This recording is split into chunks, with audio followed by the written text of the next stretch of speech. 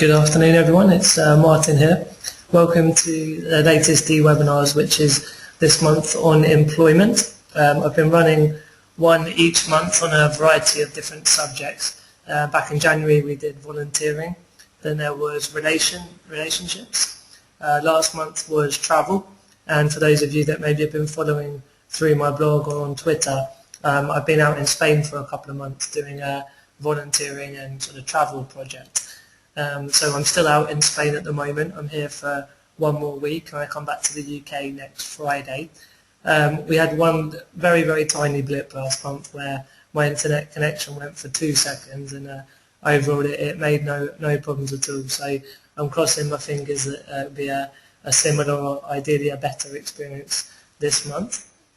So thank you for all joining us for the employment subject this month.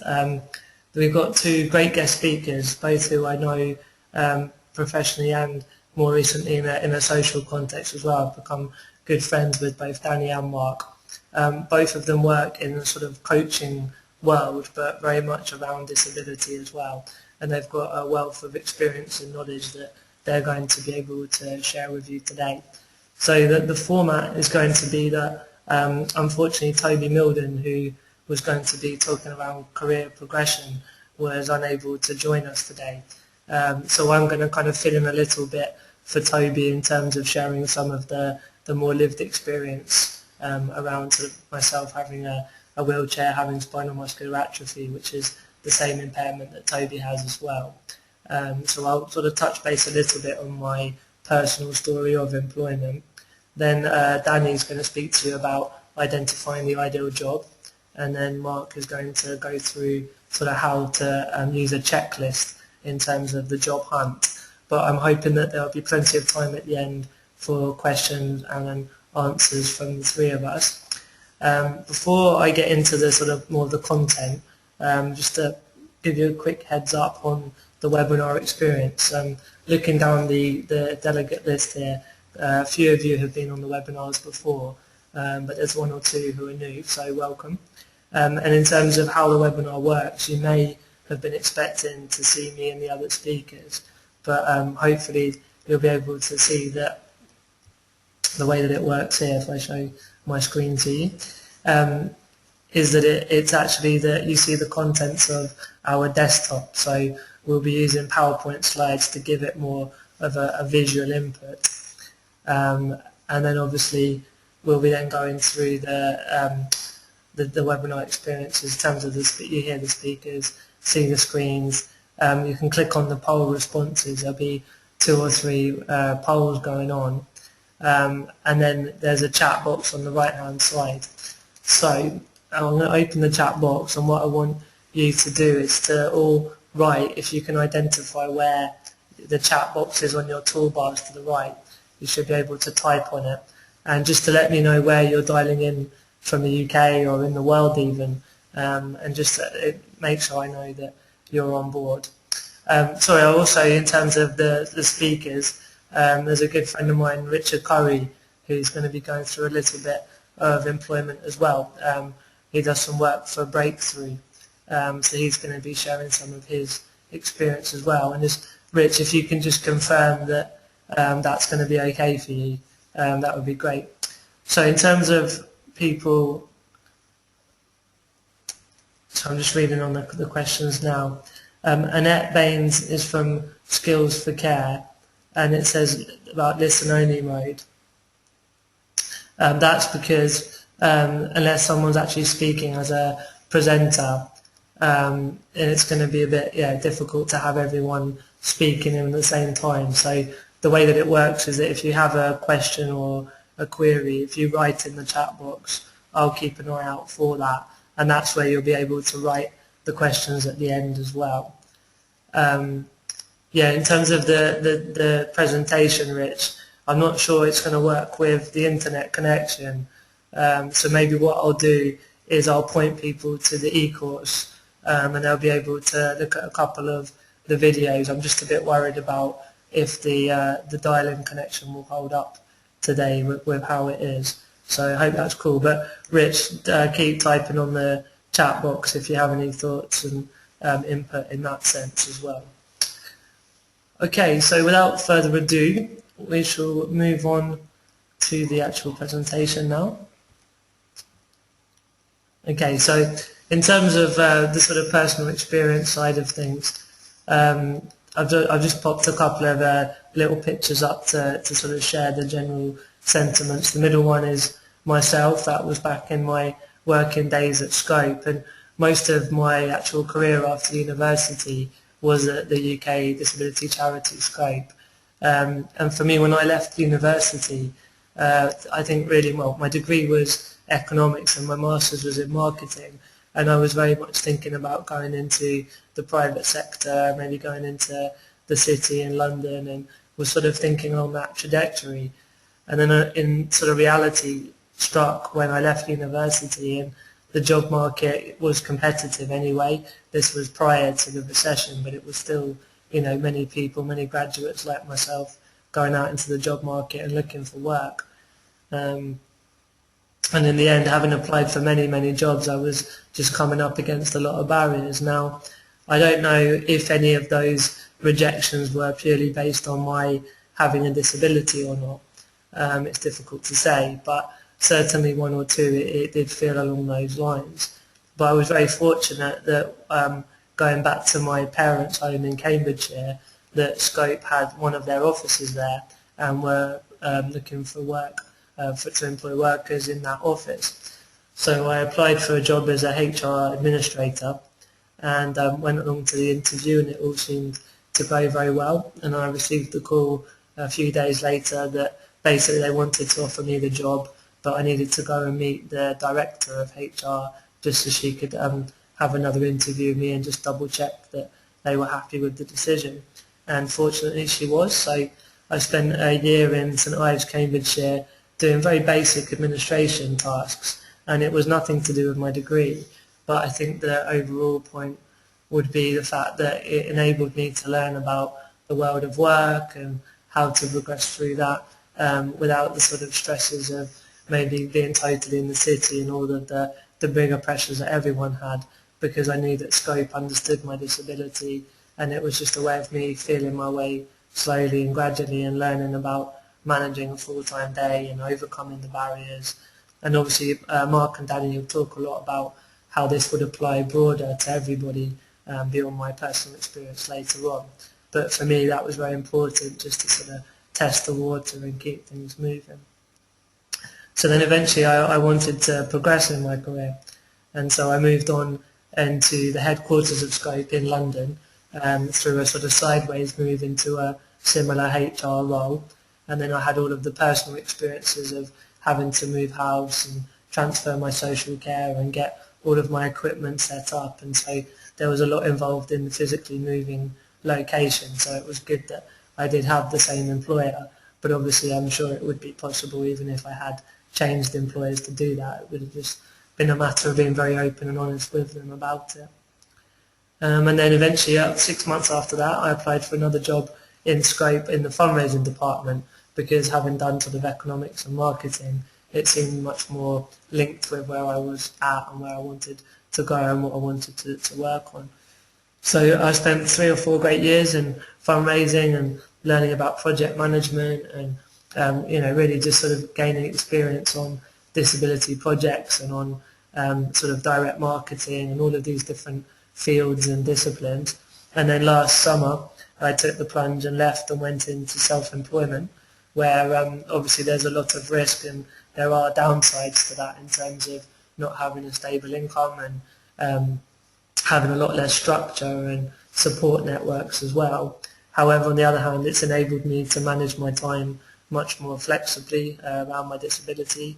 So if I need to go to physio, or if I'm having a bad day health-wise, then I'm less concerned about upsetting my boss, because at the end of the day I am now my boss.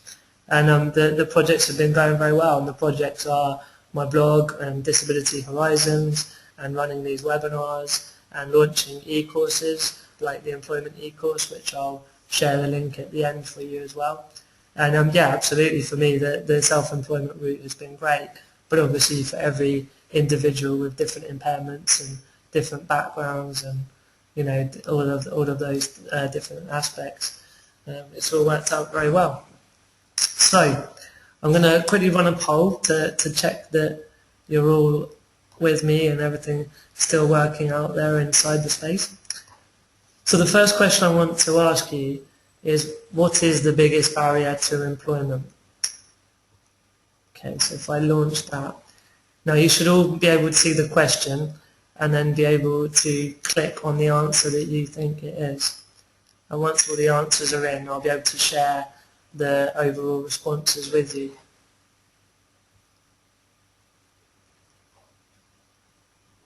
Okay, so you're all voting away. Still a few more of you to click on the answer that you want. Just give it a couple more seconds and then I'll... There we go. Brilliant. Everyone's answered. Thank you.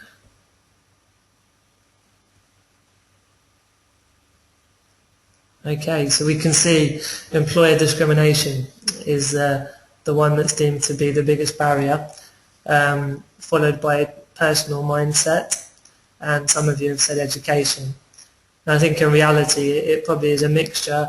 For some people it might be a mixture of all of those things, and then depending on individual circumstance they might vary as well. But I think yes, if an employer does discriminate against someone with a disability, that's going to be the biggest barrier because it's the most immediate one as well. But yeah, that's interesting to gauge your views on the overarching barriers. So thank you for that. Right then, okay, I'm going to now pass over to Danny. Just going to unmute him so we can check he's still there and okay. Hi there, Danny, can you hear me?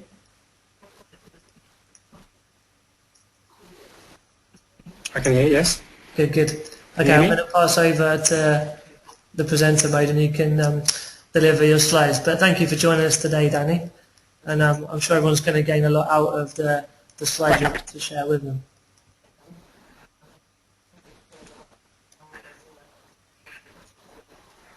Okay, can you hear me? Yeah, I can hear you fine, and there's your slides. Brilliant. Okay, Danny, I'm going to mute myself and I'll leave you to it. Yeah. Yeah. Can you see it? Perfect. Can you all hear me now? Yeah, I can see the slides and hear you fine. Brilliant. Thanks a lot. Yeah, just you keep cracking up, Martin. So I'm hearing some of what you're saying, and then you disappear. But I'll keep talking, and if you stop hearing me, let me know. Okay, that's fine.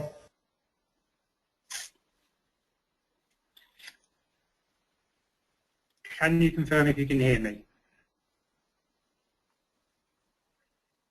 Sorry, Danny. Yes, I just muted myself. Hello? I can hear you loud and clear. Can you hear me okay? Yeah, I'm assuming everyone can hear me. Yeah, everyone can. Good afternoon, everybody.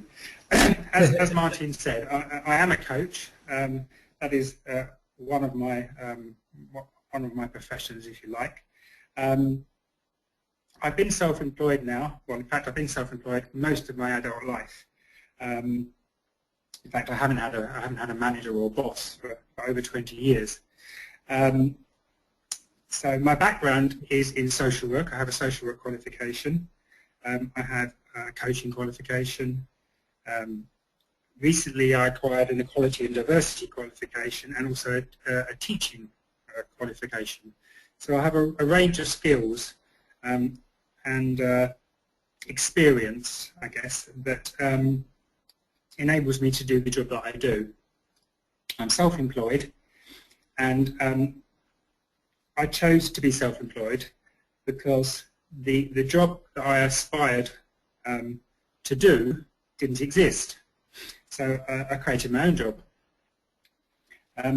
Today's presentation is quite interactive and proactive, and I'm going to present you with a number of questions. It's very much coaching model based, this presentation, and I'm going to provide you with some questions, and I would encourage you to record your answers in some way, either by writing them down or in whatever form you want to record your responses, which you can then take away with you and use later on after the webinar.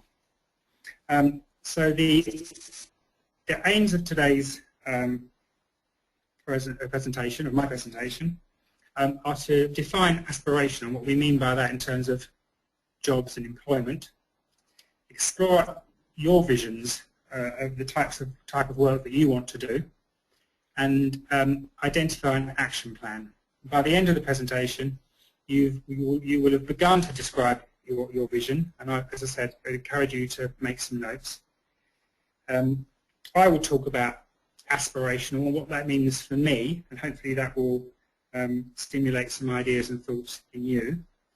And I would like you, if possible, to try and record at least 2 actions at the end of my presentation, two actions that you're going to take towards finding that job or creating that job that is based on your vision. And there'll be plenty of time for questions, etc. at the end. I'm living with a chronic long-term health condition, which I've been living with since I was 24 years old. I was told at the age of 24 that I would be dead by the time I was, well, they told me basically that I had 18 months to live, but I'm still here, obviously, and hopefully doing a job that makes some sort of difference. So moving on, for me, aspirational in terms of work is all about about having a strong desire for success or achievement in a particular field. And for me, the particular field was about working with other people with chronic or long-term health conditions and people with disabilities. As a social worker, I worked primarily with people with learning disabilities, and so it was a natural sort of natural progression for me to want to move on to working with people on a sort of pan disability level, if you like. Interestingly, when I put together this PowerPoint, I didn't include in this particular slide anything about wanting to do a job that made a difference or that would make some sort of difference, or that I felt would, that I could look back on and feel that I had made some sort of difference in doing the job. I guess that was the key thing for me, and it always has been really, that I wanted to do something that would make a difference to people, that would have an impact on people, and that would influence change in some way, change in individuals, change on a local and national level. And I was very, very interested. I mean, I've been, obviously was interested in counselling as I've been a social worker, but I've also been very interested in coaching, and so decided ultimately that I wanted to become a coach and train as a coach. And in fact, I returned to work after an absence from work of 14 years. I returned to work in 2006 and set up my current business.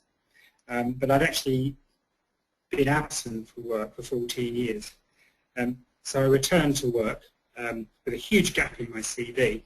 And I had obviously quite a number of skills from my previous career, but I knew that I had to develop my skills and I had to refresh my skills and my skill sets. And so I decided to train as a coach, because that had already been a particular interest of mine. And the values of coaching really fit with my own values, because ultimately the values of coaching are all about empowering people to get their lives in the way they want them to be, to get the jobs they want to get, etc.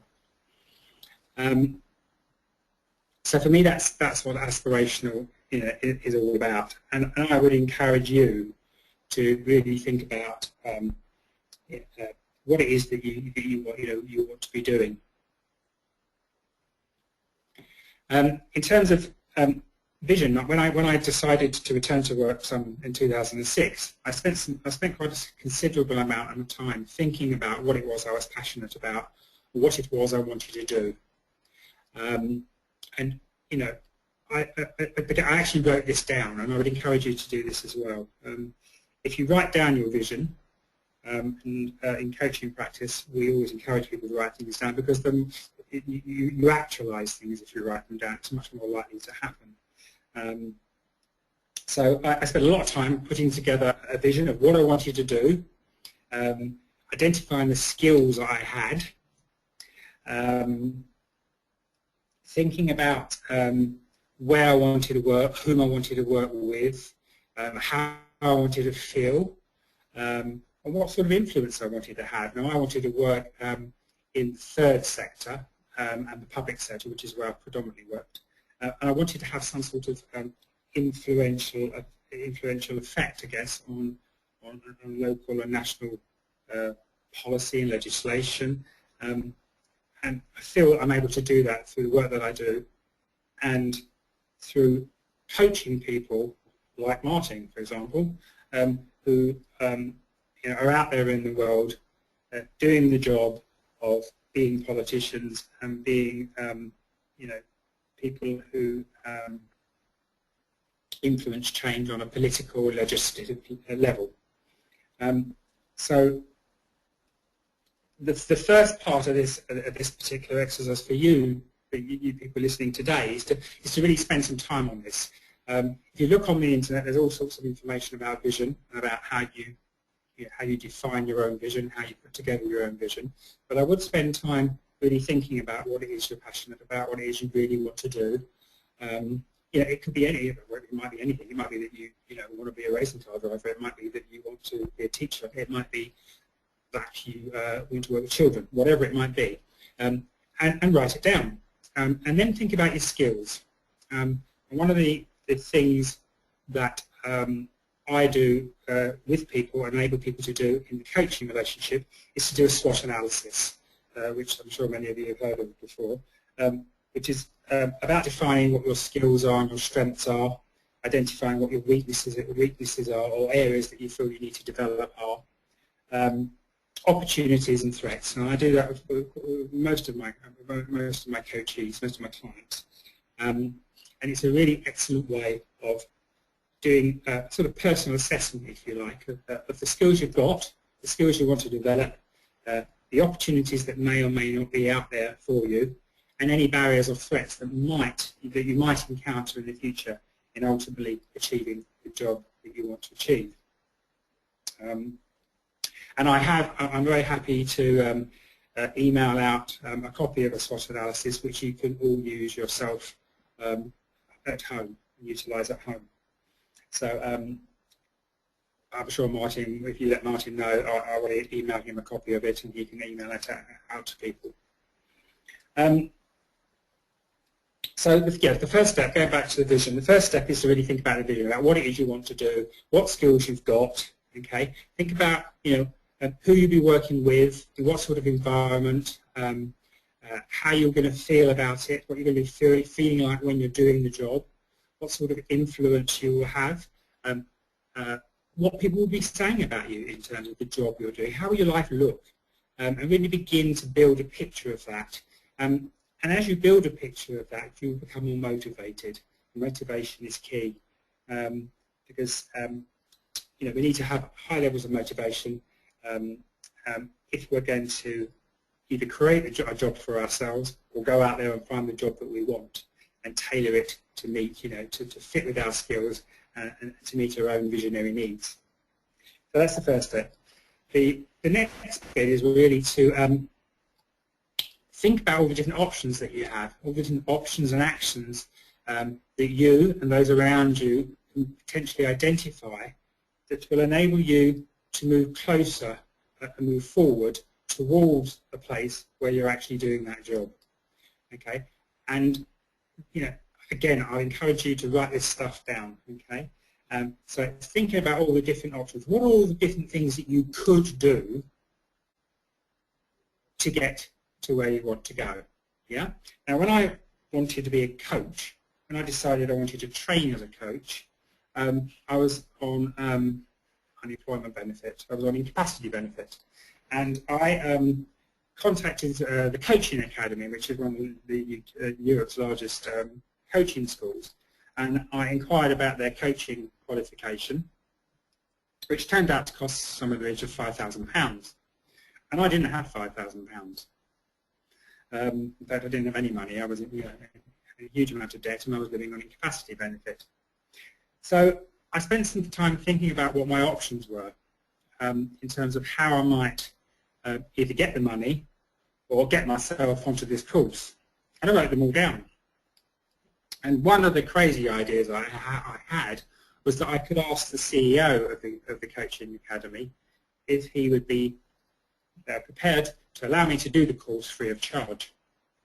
And he wrote a very polite letter back saying no, basically, which I thought, right, okay, well, you know, if you don't ask, you don't necessarily get. But so I thought about that response for a while, and I decided that actually, though his response had thrown up a huge barrier, it wasn't necessarily the end of the road in terms of getting what I wanted. So I wrote back to the CEO of the Coaching Academy, and I explained to him in some detail why I wanted to be a coach. I explained to him what my vision was. I explained to him that I wanted to work with people with disabilities and long-term health conditions, and I wanted to coach people and help people achieve their potential, etc. Some weeks later I got a letter back from him saying that he was still not prepared to give me the course free of charge, but he would give it to me, would give me a scholarship. And if I could raise £1,000, then I could do the course, which is exactly what I did. I raised £1,000, paid for the course, and then trained to be a coach. When you identify options and actions, it's important to get creative. It's important to write down all the stuff you could do, and then to think about what the barriers might be that are associated with each of those actions, what things might get in the way, and have some sort of strategy and have some sort of way of overcoming the barriers. And also ensure that your actions are smart, that they're specific, that you can measure them in some way, that you can measure the outcome of an action, that it's achievable and realistic, and that it's timed. If you put a time to something, you're much more likely to do it. And write all this stuff down. Keep your journal if you like, keep a log if you like of your journey in seeking employment. There'll be some time at the end of the webinar to ask questions, to ask specifically about the sort of barriers that I've overcome, and to address any questions that you have. Some of the specific websites that I found particularly useful and that I encourage my clients, the coachees, to access in terms of finding that job that suits you are totaljobs.com, that's quite a useful one. Indeed.com, that's another very useful one. And directgov.com, that's also a very useful one as well. And just to pick up on the poll at the beginning of the session in terms of discrimination, my particular health condition is there's an awful lot of a stigma attached to my health condition, and discrimination is something that I've experienced extensively over the years, over the last 26 years. We do have the Equality Act now. We do have advantages now in that we, for example, do not have to disclose our disability at the point of interview or selection. So that does make some difference. And I do believe that if we are empowered and well supported, that we can ultimately overcome people's prejudice and limiting beliefs about us as people with health conditions or disabilities. I hope that's been useful to you all. I'm sure Martin will be able to provide you with a copy of the PowerPoint if you want a reminder of the questions I put to you today. And as I said, there will be time for questions and answers at the end. Thank you. Brilliant. Thank you very much, Danny. And I think that the biggest thing I liked about the story there was the way that you wrote to the head of the Coaching Academy, and it was that kind of, if you don't ask, you never find out. And I think that approach can do a lot of good for people, just to be out there and doing it and start to make things happen is a very good bit of advice. Well, ultimately, Martin, it's about being resilient. We talk about Well, we hear a lot about people with disabilities being resourceful and resilient, and that's true, we are. We've had to be. That's been one of our survival techniques. Yeah. And we do have to be resilient if we are, on the job market or looking for a job, because we will get knocked back, we will get rejected. That's why it's essential that we have good support networks around us.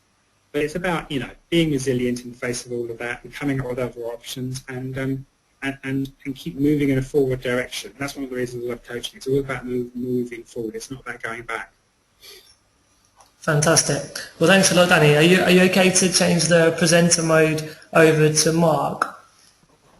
I can change presenter mode to Mark, yes? Yep, and I'll mute you in a moment and then I'll bring you back in for the Q&A, yeah? Okay. Okay, thanks a lot, Danny. Cheers. Can you hear me now, Mark? Are you there okay? Yeah, hi Martin, I can hear you, that's great. And thanks to Danny for that presentation as well. And I'd just like to add some feedback there as well about what Danny said about his story. I mean, having that vision and a plan probably put you in a very confident position, Danny. You felt that you were determined and sure about where you wanted to go, which gave you the confidence to chase that idea, which I think is what comes from having a plan. So anyway, I'm going to talk a little bit about myself and finding the right job for you. I think because both Danny and myself are coaches, there might be some similarity in our ideas, if not slightly different approaches. So if there's some crossover, I apologise for that. But it's we're both doing similar jobs, so I think that's probably quite natural. I've worked in big companies in the corporate environment, in the finance industry for about 17, 18 years, until about 10 years ago, when I decided I wanted to do something different, something a bit more interesting to me, and I started working with various different charities. I worked with WizKids to start off with in fundraising, and then moved into management of the Backup Trust for a year, and that was followed by setting up a new charity with a good disabled friend of mine, who worked in a very large financial institution. But through that time, I've seen some very good ways in which disabled people have been employed and empowered, and I've also seen some discrimination as well, which fits back into what the results of the poll from Martin. What I want to do today is just take you through a little bit about the job hunt, finding the right job for you, and hopefully provide a little bit of a checklist and things that people can use to go through to finding the right job for them, working out what that is that they want to do, what to include in a successful CV that will hopefully get you to an interview and get people to an interview, and then how you should actually go around finding the right job and promoting yourself to get to that stage, and then finally working on what is it you need to do in an interview, how to prepare your performance and how to follow it up and move forward. So I'm going to roll straight into through these slides, and again we should have some Q&A time at the end of that for this. This is possibly a little bit similar to Danny's working out a vision. Is that, what do you really want to do? And the idea is here, I'd encourage people to work up a list, a wish list, based on their experience, based on what they've done before. What skills have you got? What have you enjoyed most? What did you get from, it could be work experience, it could be education, things that you've learnt, things that you're good at, but also things that you didn't enjoy as well, because it's important not to fall into a job where you end up doing half of what you're doing is things that you don't enjoy, and you're not going to perform well, you're not going to get much out of it, and you probably won't progress that far as well, because people will see that you're not enjoying it. And thinking a little bit more about what you really want from the job. This, again, is where's it going to be? Where do you want to work? How much money do you need to earn? How much money do you want to earn? Who do you want to work with? Who are the people that you need around you? Do you want to work on your own? Some people are very good at that. Others prefer to work in a team. And also thinking, particularly from a disability point of view, that the physical environment, how far is it can it be from your home? How are you going to get there? what facilities do you need to be in place to make it work for you. So working through this checklist, the next thing that I think is really important here is what are you really good at? And this is not just the skills and the experience that you've had before, but it's what are you personally good at? Are you good at communicating? Are you good at listening? Are you good at writing? Are you good at IT? Start listening down some of these skills, some of the things that you're really proud of, some of the things you get excited about, because those are the things that when you come to describe them in your CV or at an interview, you're going to get more animated about. You're going to talk about it in a bigger way and enjoy yourself, and that will come across very much more positively and will show you, show the people you're talking to or the people that are reading your CV that you're actually motivated about those things. And they do demonstrate your values. They demonstrate what you're about, and I think this is really important, because if you can work out what these things are and fit those into your job hunt, into your CV, into your interview presentation, you're going to come across a lot better. Those are the things that you're doing, those are the things that you know, but I think it's also really useful to always think about who can help you with this. This could be friends, could be family members, could be ex-colleagues, people you've worked with or studied with. Get more information, show them that list or talk them through it. Get information and get feedback. Some people, because people will probably agree. People might also pick out things that you've not thought about. You know, it's always good to get second, third opinions, because they might have studied with you and said, actually, you know, you're really good at presenting. You presented this and you were able to stand up or talk about things that we can't do, and that should be in that list. And it's something that you might feel that you're shy about, but that you can actually do. So you've made a list. You've made a list of what you've done before, your skills, what you like, what you don't like. You've got a list of some ideas about the kind of income you want to earn, the people that you want around you, the team, the environment, etc. You now need to start researching and looking for the kind of jobs that might meet those needs. And this can take quite a while, but it's important. You've got to get, you know, you can't just go over after any job that's out there. You need to look at the ones that actually meet those needs, because as I've said further down the list, you've got to manage your expectations, be honest and realistic. There's no point going for a job because it will pay you a lot of money but doesn't meet some of your needs, because you're not going to be happy doing it and it's not going to meet your expectations. So it's quite key that you focus on those. I'm sorry if there's some background noise, but there's a bit of a thunderstorm just started in London and it's hailing outside, so if you can hear that, yeah, sorry about that. Getting back to this list, being honest and realistic about it, having that feedback from others. And then when you've got towards the bottom of this list on this slide, I've put what are your real priorities. I'd take that list again and prioritize those needs, those things that you really want to do. Put them in order. It might be that money's at the top. It might be the environment's at the top. It might be using a specific skill that's at the top of your list. But put them in priority. Order of priority, and then think a little bit harder about those jobs that are out there that might give you your top 1 to 5 on that list. Okay, so I'm going to move on and talk a little bit about the CV, which really is your story. It needs to promote you, it needs to talk about you, it needs to show you in your best light. And it's much more than just a list of the jobs that you've done and the education that you've had. The first section of a modern CV usually is a summary of profile and achievements, and this is aimed at describing who you are, really what you do, what you're about. It needs to be quite real. It needs to give actual facts about what you've done, what you like, what you're good at. It should list things such as any prizes that you've won, any specific achievements you've made, any projects that you've worked on that have had a tangible success, and mark those successes down. It's the section of the CV that most people will read first. It's the section of the CV that possibly they will only read because they won't go any further than that. So it really needs to it needs to show you in your best light and shine for you. Second section, you're probably all familiar with this, career and education, a history. But again here, lots of people are very able to just list things that they've done, such as worked on this project, been in this team. They can become very dull, these areas. Again here, list out any achievements, highlight the facts and not descriptions. What was the actual success, or what was the actual point of the thing that you worked on and did. And again here, highlighting certain points through the list. If someone's only skim reading your CV, and I think on average people will read a CV over 30 to 60 seconds before either deciding whether it gets used or they bin it, unfortunately. Highlighted points that really stand out, giving facts and achievements are the most important.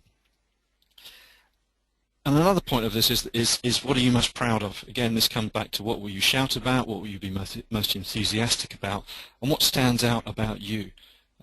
Highlight these points, because when you get to an interview, you're going to talk about them with much more enthusiasm than anything else. You know, something that you did that's way back that you're really proud of is still fresh in your memory, and you should be able to talk about it.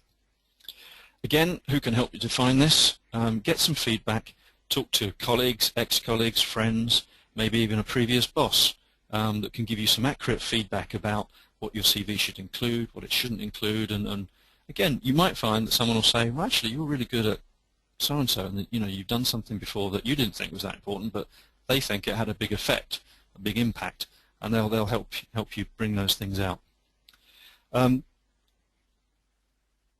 most important thing with this is, once you've written it, review it, get some feedback again with those people that you know, your colleagues, your networks, people you know can give you objective feedback on it and help you sculpt it into a story that really shouts about you.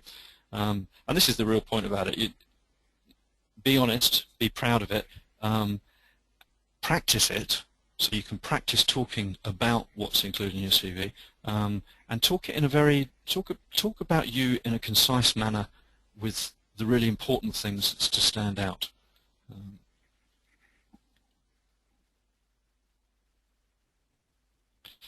Moving on now to what comes next. So you've got your list of what you want to do. Where are you going to find relevant jobs that fit that list, that fit your list? Danny mentioned Total Jobs and a couple of other online agencies. They're great, they are very useful. Newspapers and journals, industry journals particularly, can be very useful because they'll contain ads for specific jobs in specific areas. Going back to Martin working for Scope, etc., there's a magazine, The Third Sector there. There's always a section there at the back of the paper which has job adverts. So you need to fit your list to the area of where you can find the relevant jobs. Most of the online agencies now have got sections that you can use to actually go into, and again, you need to spend a little bit of time here researching and working things out. But there's also people out there. You don't have to. It doesn't have to be just a cold list done from home with the newspapers and on the internet. Who can help you? Who can you talk to? Who can you use? There are people out there that will know other people, that will know other businesses, that will have jobs available. Put yourself about a bit, basically. Use your social networks if that works for you, because it can be quite a long period here, the research and finding the jobs, but it's worth doing, and you can narrow down to the kind of journals, newspapers, or online agencies that will work for you. And you need to check them regularly. You need to be getting newsletters and getting email notifications so that you can actually follow it up.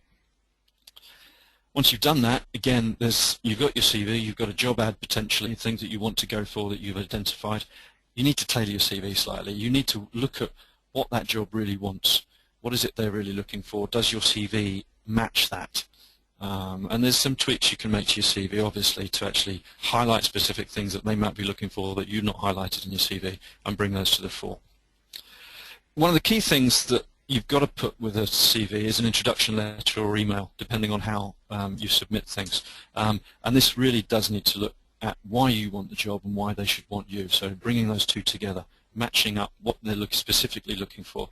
And a little bit of time here with an advert, highlighting specific words or descriptions that they're looking for, and then trying to find those in your CV or trying to find those in your wish list and your skills list, and putting that in a brief introduction letter. And the process really comes then of applying, and following it up, getting an answer and asking for feedback. Don't just submit it and think they'll come back to me. You need to follow it up. Give them a call a few days later, say, have you got this? Did you receive my CV? Have you got my letter? When are you going to make a decision, and how are you going to make that decision? And ask for feedback even before they've made that decision. You know, does my letter tell you what I'm looking, tell you what I'm about? Does it match what you're looking for, etc.? And if there are discrepancies, if there are some gaps there, then you can try and answer those either in an email or on the telephone.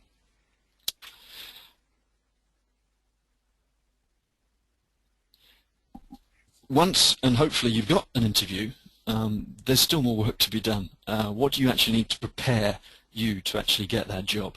What do you need to know about the company and the job? Ask a lot of questions. Have a lot of questions ready that are relevant to, back to your wish list. So the money, obviously, the conditions you'll be working, who will you be working with, where will it be, etc.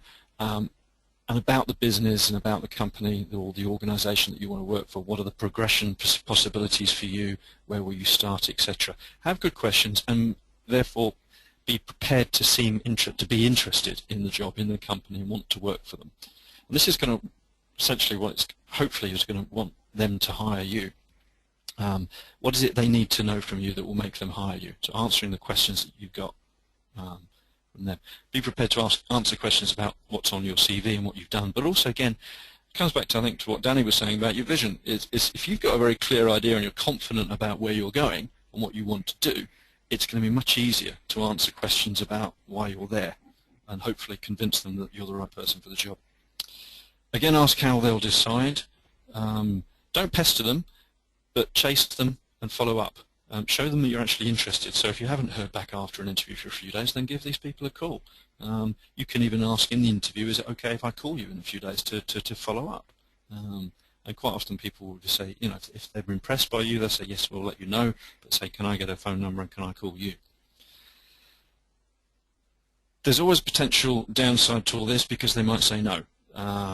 You know, the economic situation isn't great and there'll be a lot of people looking for the job. There's competition out there. But don't take this as a bad sign. They might have employed someone that is better than you. They might have employed someone that has more relevant characteristics and experience than you. You don't know that, but find that out. Ask for feedback. Ask people what made them decide on certain things. How could you improve your application? What did they think about your CV? Get feedback, because the more feedback you've got, the more informed you're going to be to move forward.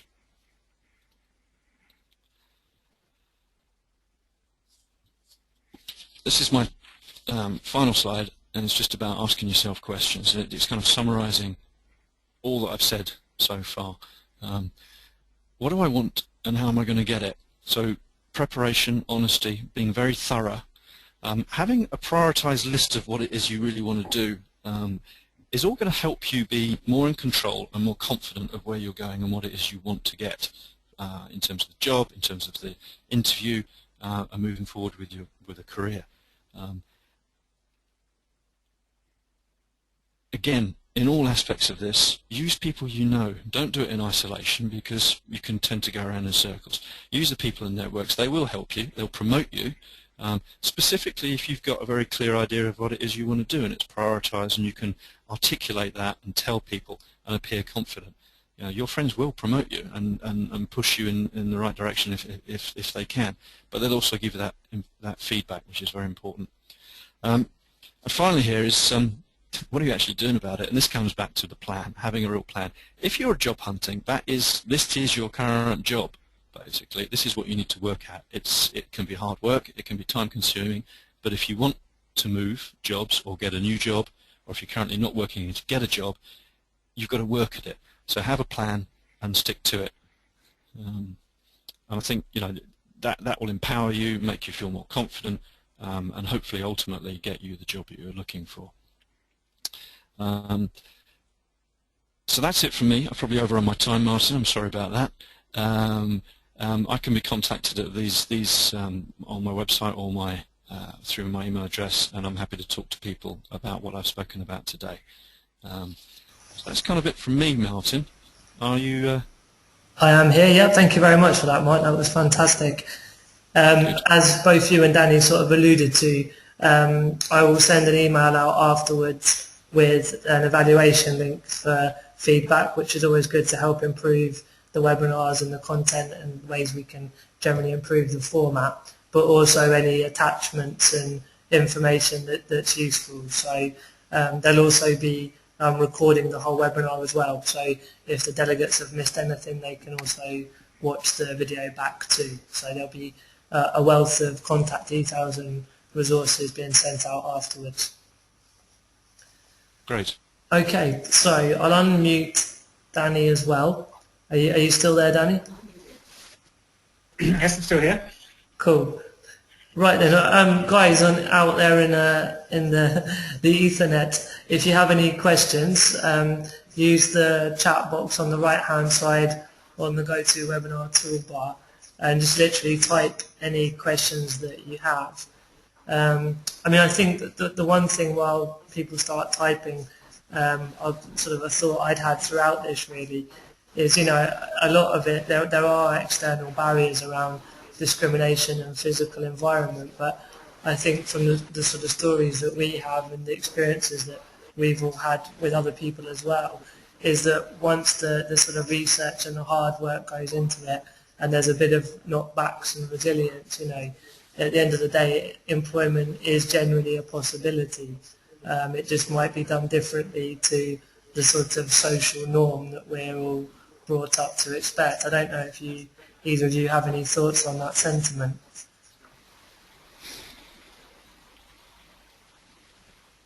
I've got something along those, well, a question actually that I'd like to ask similarly along those lines is, with the poll, Martin, a large number of people highlighted that employer discrimination was the biggest barrier to employment. I think it would be interesting to know from those responses how much of that is actual employer discrimination that they've actually experienced or is perceived as well, because yeah. Is it something that's actually out there, or is it something that people are concerned about? Or Yeah, it'd be interesting if anyone has any thoughts or opinions on that to type it in the chat box too. There's no questions coming at the moment. Someone mentioned earlier on that they're dialing in from Hertfordshire Pass. It's Katie Fraser, and they do a lot of work around employment in Hertfordshire. So I wanted to thank Katie for joining us and to say hello. Okay, and now in fact Katie's just written something here. She put, excellent presentation everyone. We at Hertfordshire Pass are setting up a user-driven work club for young disabled people 16 to 25, and these resources will help greatly. So that was less of a question and more of a thanks to the speakers. So thank you, Mark and Danny, from Katie. good luck, Katie. Cool. There was another poll actually I was going to run. If anyone has any questions, just type it in and we're all ready and waiting to answer. But there was another poll I was going to run. So I've also got a couple of points I'd like to make as well, Martin, just to reinforce some of the stuff that Mark was saying when there's a moment. No, go for it now. That's fine. Okay. Well, there's a number of. I wrote down a few things while he was talking. It's really important actually. The final point that Mark made about, you know, if you're currently out of work and you're looking for a job, you know, this is your current job. I totally agree with that. You know, I mean, you have to work hard at it. A job is just not going to fall in your lap. You've got to work really hard at it. You've got to have the best possible CV that you put together, and you've got to do all the things that Mark talked about. If you remember at the beginning of my presentation, I talked about, I referred to the fact that I created my own job because the job I wanted to do wasn't out there. That isn't to say that I haven't always looked for the right job. You know, I regularly go out there and look at all my favourite organisations to see what jobs are out there and what jobs are on offer. So I have sort of a range of favourite organisations that I'd like to work for. And actually recently a job came up in a national organisation, and I took a look at that job and read the person's specification, and basically realised that this job had been designed for me. It had been every single specification, every single qualification they wanted, I had. It was the ideal and perfect job for me. So I applied for it. And I spent a lot of time applying for that job. I worked very hard at producing, putting together the best application I possibly could. One of the things that I did additionally to the ideas that Martin brought forward was to actually call them up and talk to the manager of, the person who would potentially be my manager if I was going to get the job. And I talked to them about reasonable adjustments. I talked to them about, what their expectations would be, how flexible the job might be, all sorts of issues. And I spent time writing down those questions. So I think that's another thing that you can do. It's another way of demonstrating your commitment and your interest in a job. So a pre-application chat is a pretty good idea. Particularly, spend time writing down the questions that you want to ask. And additionally, the other thing I've done, I've now submitted my application. Closing date's tomorrow, in fact. I've now prepared a list of questions that I want to ask in the interview. And the other thing I'm going to do is to prepare a very small, brief PowerPoint presentation that I am going to request that I present at my interview. And that will include, my key achievements and key qualifications, and primarily what that will all be about is about why I think I am the perfect match for this job. So again, there are things that you can do. I spend a lot of time as a coach working with people on their CVs, and as Mark said, the most important thing is to have a profile and to have achievements on the first page, because they won't read, they're very unlikely to read past the first page unless it grabs their attention. Fantastic. No, thank you for that. I mean, I hope everyone's been noting all these points down, but like I said, we'll be able to they can play the video back, or generally get back in touch with you both if they have any questions after today as well. Just going through the chat log here, Richard has mentioned that Breakthrough also are doing a lot of support around this work. And as I say, Richard was going to present today, but there were some difficulties with the connection. But I'll share Richard's slides with everyone on the email that goes out, so that there'll be some links there. Annette wanted me just to manage Skills for Care. Are undertaking a project specifically aimed at social care employers to promote disabled people into the sector. Any contributions or suggestions welcome. So I can share the details on the email for people to get in touch with Annette. Katie said, in our experience, it's not about employer discrimination, it's the fear that employers have of disability, which I guess fear can manifest itself as discrimination in the end, but if that fear can be dealt with, then obviously the discrimination can disappear. And Robert Woodford said, I'll be honest, I'm not disabled, I have a disabled son. We are a recruitment organisation who place IT contractors into financial services, into the banks. There is a huge number of opportunities and banks are doing a lot. This is all good advice, but there will be some compromise required, which has not necessarily come through. I'd be interested, Robert, if you could clarify what that compromise is. I can imagine what you mean, but if you could clarify that, that would be good. Daniel, Mark, did you have any thoughts on that last point?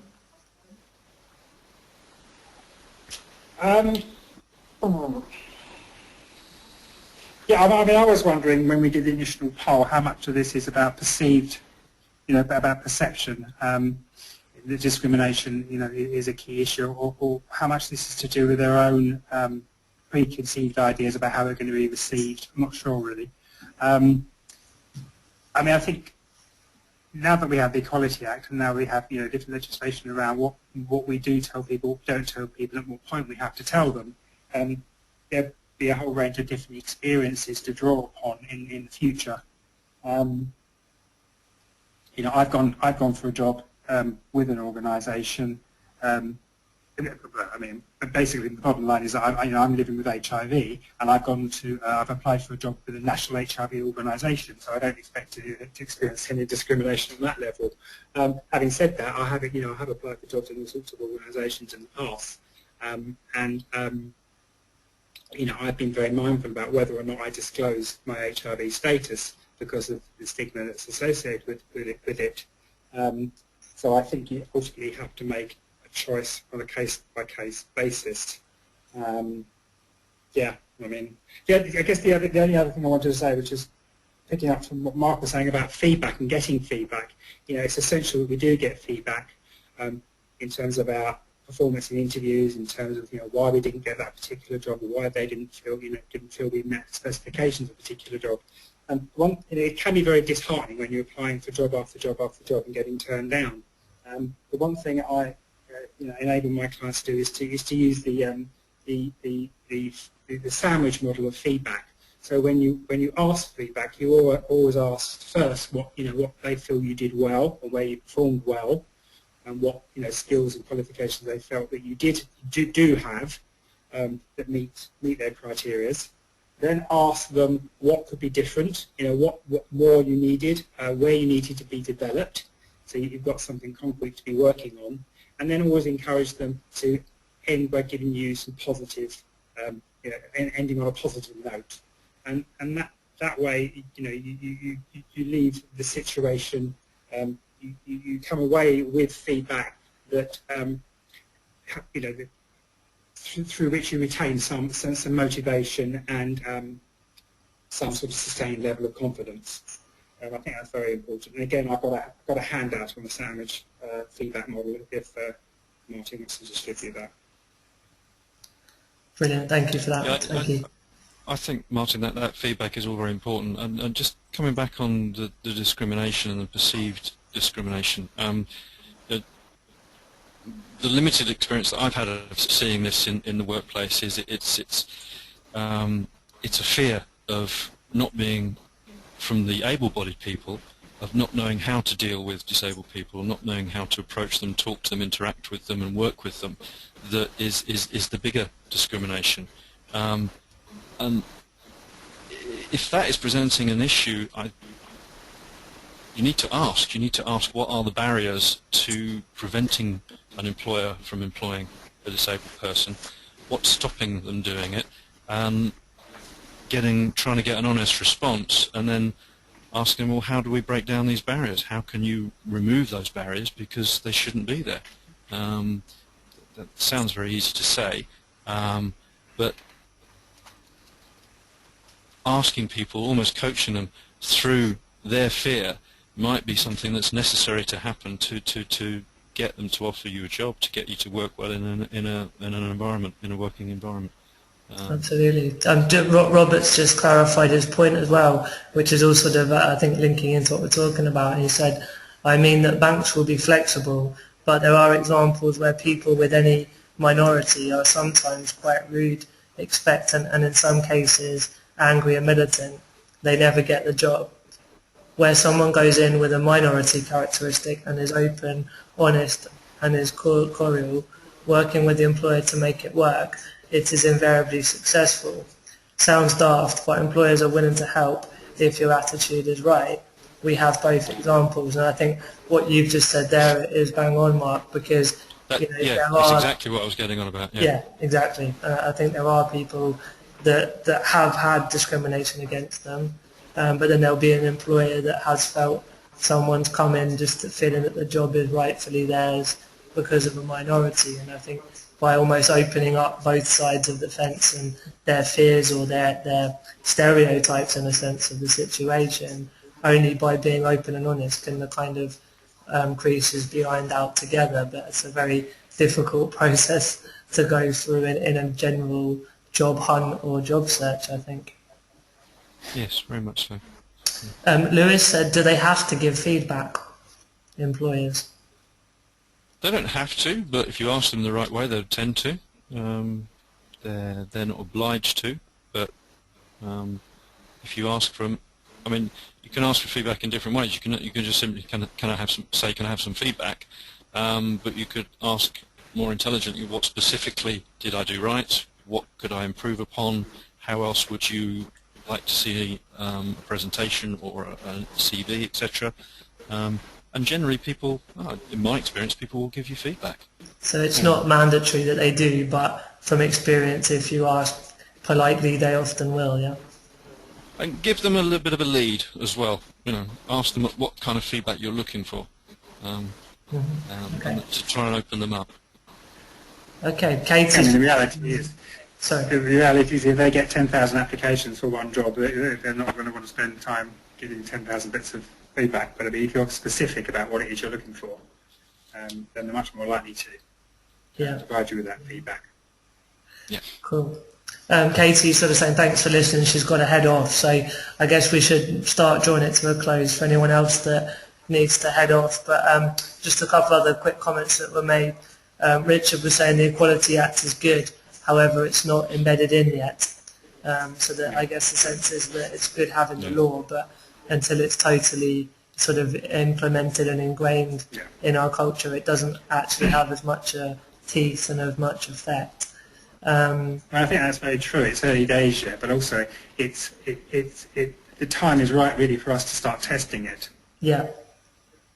Yeah, absolutely. So now it's there to sorry, I will.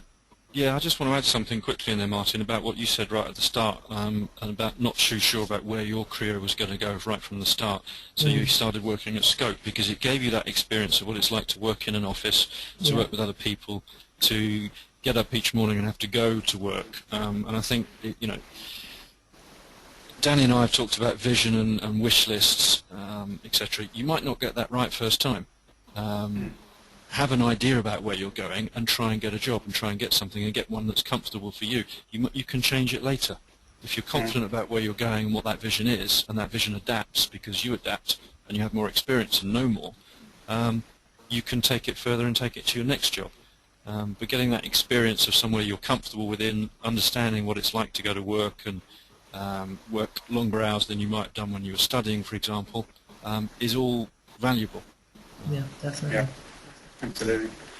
And just before I go, sorry, Danny. Mm-hmm. Good luck. Good luck with the interview. Oh yeah, I haven't had an interview for 20 years. This is interesting. Yeah, absolutely. Good luck with that, Danny. I'm not nervous. You'll have to let us all know how you get on. No, I've never told you now. Yes, okay, I will. All right, guys. Well, we'll draw that to a close now. There's a couple of other things coming on the chat. Annette was just saying how we actually get employers to open up to their fears and then challenge prejudices. But I think the general sentiment is just by sort of more disabled people applying for and going for jobs, but in those interviews trying to work with that potential employer rather than against them, and just having very open and honest conversations. Robert was just saying that anyone with an IT qualification, he's working at citytech.com, and all of the people they work with have equality assured recruiters. And Lewis was saying about the Equality Act having no teeth, that he was looking to use it, and the citizens' advice that there's no point, that it would have been a waste of time. So thanks for your feedback out on the chat there. Mark and Danny, thank you so much for your time in preparing and presenting today. It was really, really useful and invaluable to a lot of people.